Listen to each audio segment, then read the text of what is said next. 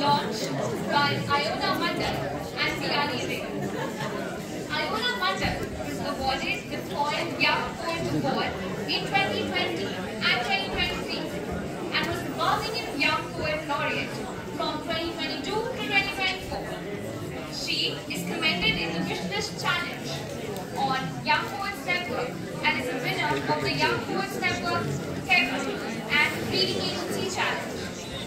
Ray is the director of Sampan, a leading national agency for the development of South Asian arts based in Birmingham.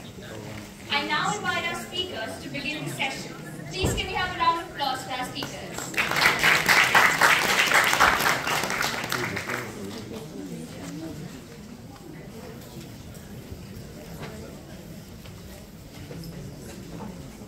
Hello and good afternoon.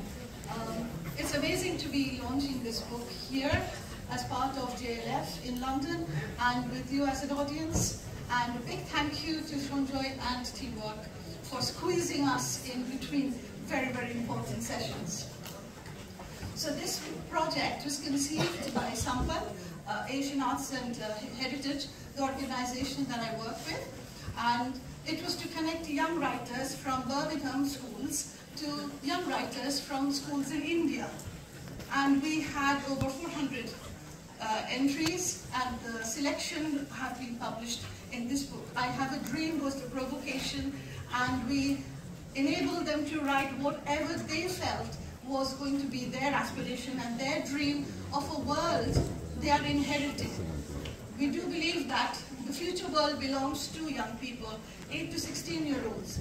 They're inheriting a world that we are leaving behind, and they have a right to inform and tell us what they aspire for, what their dreams are. And I'm absolutely delighted that Iona is doing this launch for us. Thank you. Hi everyone. So before I say anything, I'd just like to express my gratitude to Ray, Sampan and the Sheffield Literature Festival for allowing me to share this platform today with so many inspirational voices, many of whom I grew up reading and listening to. As a young person, it really means the world to me that our voices matter and that our dreams are worth listening to, and that our words have weight. And that's exactly what the book we're launching today, I Have a Dream, seeks to affirm. It's a collection of writing from students across India and Birmingham, and I think it stands as living proof that young people are not only paying attention to the world around them, but they are actively reimagining how to remake or refashion it. For me, literature was never really treated as a distant or elite luxury. Thankfully, it existed in ubiquity, from the shelves of our family home to the library my mother took me to every day as a toddler. Books formed the quiet architecture of my childhood. They weren't ornamental, they were ordinary and woven into the fabric of everyday life, and yet they offered extraordinary escape routes. My family migrated from India when I was just 2 years old, and as a child I floated in a strange in-between for a while, without words. I couldn't yet speak English, and I hadn't learnt Bengali, my mother tongue, since I'd grown up in Bangalore and only knew a few phrases of Kannada, yet nothing I could verbally communicate with to those around me. I existed in a kind of silence, and I remember being painfully shy, almost paralyzed by the fear of speaking. I would literally burst into tears if anyone unfamiliar spoke to me, and in certain settings, I was almost entirely mute. My parents began to proactively speak English at home, and language slowly began to take root. But still, it was books, quiet, patient, and forgiving, that taught me how to make sense of the world around me, and eventually, the world within. Reading gave me the tools to map my own interiority, and I read about characters whose lives were starkly different to my own, but in them, I saw pieces of myself. Books taught me empathy before I even knew the word for it, and they became my lifeline. Coming from a South Asian immigrant family, I've always been aware that literature isn't seen as a practical pursuit all the time. There's a quiet, well-intentioned fear in many of our communities. A fear that art won't feed you, that writing won't get you very far, and that dreaming is a luxury that only some of us can afford. I understand that this fear comes from love and from generations who endured insecurity so that we wouldn't have to. But my parents, while conscious of these fears, refused to limit my imagination. They encouraged it and ignited it through reconnecting me with my roots, a vast and rich repertoire of Bengali literature too. I still remember the first book I bought in Brick Lane, which helped me to learn how to read and write the curlicues of my mother tongue. Those volumes with soft covers and faded spines, holding the poetry of a language I was still learning to love. Those books taught me that my mother tongue was not an additional burden, but a gift and a foundation which eventually allowed me to write my own poetry, but also translate Bangla poetry into English. Not just to share the beauty of it with others, but to affirm that both languages could coexist within me.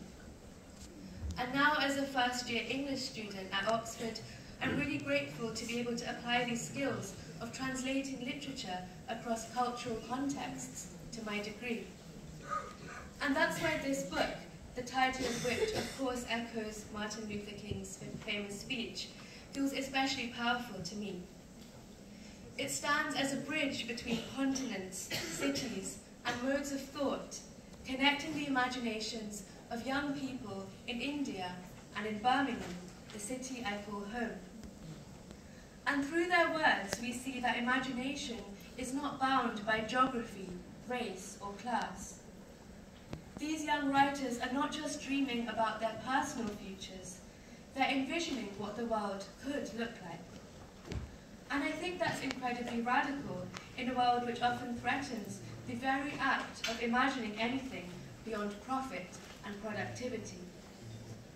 Where dreams can feel like a luxury, these young writers remind us that dreaming is a form of resistance.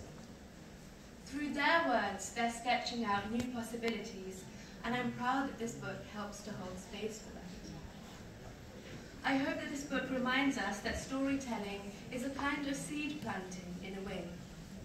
That words, especially when they come from the hearts and minds of young people, can cultivate new ways of thinking, being, and becoming.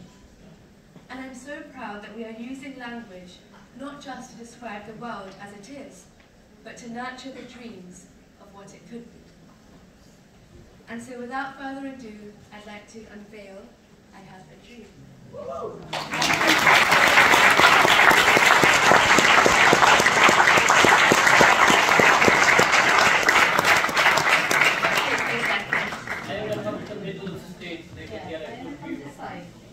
Come to the middle, yeah. Piyali.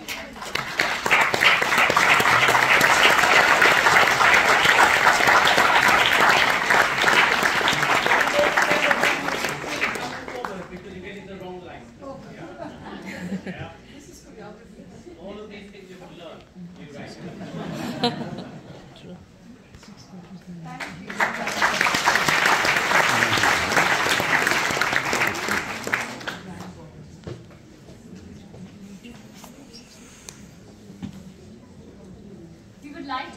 Iona and Piyali. We would also like to present them with a token of our appreciation with a round of applause, please.